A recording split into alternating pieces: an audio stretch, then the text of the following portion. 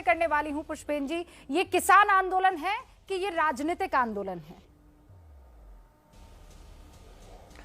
देखिए रूबिका जी, जब कोई मांग लेकर के जनता सरकार के सामने आती है, उस मांग को इस सरकार ना माने। 200 से ज्यादा किसान भाइयों की शहादत हो गई। लगभग 3 महीने से दिल्ली की सड़कों पे हम लोग पड़े हुए हैं। तो लोकतंत्र में एक तरीका क्या है, आप मुझे बता दीजिए। यानी कि सारे के सारे वहीं पड़े पड़े मर जाओ, समाप्त हो जाओ। इनके लिए तो मोहर लग गई है 2024 तक की। इसका एक ही तरीका है लोकतंत्र में, यदि हम अपनी वोटों से जो 100 करोड़ किसान मजदूर हैं इनको वहां बिठा सकते हैं, इनको 2 सीटों से 300 सीटों पर पहुंचा सकते हैं, तो इनको वापस घसीट करके 300 से 2 पर ला सकते हैं। इनको 5 साल के लिए बिठाया था, 50 साल के लिए नहीं बिठाया। अगर ये जनता के हक में काम नहीं करेंगे, कान पकड़ के जनता इनको साइड बिठा देगी। ये लोकतंत्र है, लोकतंत्र में हमारा काम है, हम वोट प्रभावित करेंगे।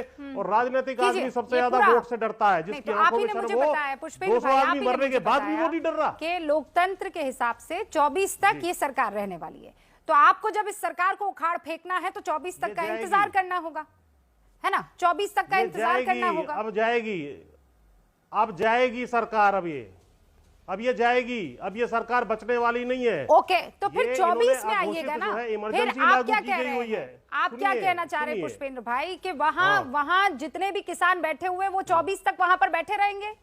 क्योंकि फिर बातचीत तो सिर्फ और सिर्फ दिखावा था। नहीं, तो ये अब मुझे बोलने तो दीजिए। बातचीत कोई दिखावा नहीं था। जब आदमी कोई सुन ही नहीं रहा आपकी, तो उसकी गद्दी छीनो, दूसरी सरकार को वहां बिठाओ, वो आपकी सुनेगा। अभय दुबे जी बैठे, इन्हीं 2 मांगों पे ये अगर करते हैं तो निश्चित रूप से इनका समर्थन कर देंगे। हमने तो इनको भी बनाया था, इनको भी बनाया है। तो पुष्पेंद्र जी, आप ये साफ कह रहे हैं ना कि 24 तक ये आंदोलन चलता रहेगा, और इस बीच आप इस किसान आंदोलन को सीधे तौर पर राजनीतिक आंदोलन बना देंगे।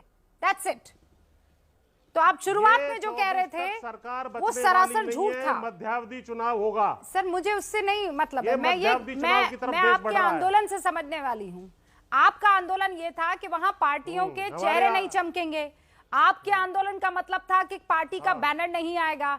आपके आंदोलन का मतलब था कि ये राजनीतिक मंच नहीं बनेगा। अब आप ये कह रहे हैं कि आप सब राजनीतिक पार्टियां बन गए हैं, अपने अपने हिसाब से सबके खेमे हैं, सब टिकट लेंगे, चुनाव लड़ेंगे। कोई राजनीतिक पार्टी नहीं, हमारा वोट है। अब मेरे को एक सेंटेंस भी आपने कंप्लीट नहीं करने दिया। हमारी वोट है ना। अगर हमें वो व्यक्ति जो हमारे हक में काम नहीं कर रहा है, क्या सारे मर जाएं वहां? 2 लाख के 2 लाख मर जाएंगे तब जागोगे क्या? 200 से ज्यादा आदमी वहां मर चुके हैं। अब इनको वोट की चोट देनी पड़ेगी। वोट की चोट, मैं कह रही हूँ लोकतंत्र में दूसरा तरीका बहुत बहुत शानदार। ये आपका पूरा का पूरा अपना लोकतांत्रिक तरीका हो सकता है, पर मैं ये कह रही हूँ कि 2024 से पहले तक क्या मैं किस वाले किसान आंदोलन पर यकीन करूं? अरे 2024 मैं किस वाले किसान आंदोलन पर यकीन से पहले जहां भी। अब एक सेंटेंस मुझे कंप्लीट तो करने दीजिए। दर्शक देखते हैं इस चीज को कि किसान नेता को बोलने नहीं दिया जा रहा। मेरा निवेदन है आपसे, प्लीज नो विक्टिम कार्ड। मैं केवल ये कह रहा हूं, हमेशा से बैठते मैं हैं। केवल ये कह रहा हूं, मैं सिर्फ आप ही को बोलने दे रही हूं, तो ये आप आरोप मत लगाइएगा मुझ पर। तो बोलिए, आप पूरा सेंटेंस बोलिए। मैं 30% बोला हूं, 70% आप। मैं केवल ये कह रहा हूं कि यदि सरकार नहीं मानती है तो अब से लेके आगे 24 तक जो भी चुनाव होंगे, राज्य सरकार के हो, केंद्र के हो, म्युनिसिपल इलेक्शंस में जो हाल इनका हो रहा है पंजाब में आपके सामने है, और वो ग्रामीण क्षेत्र का जब चुनाव 1.5 महीने बाद यहाँ होने जा रहा है यूपी में, इनको छठी का दूध याद दिलाने जा रहा है। एंट्री बंद हो चुकी है। पुष्पेंद्र जी जो कह रहे हैं उस पर मैं आपका जवाब चाहती हूं।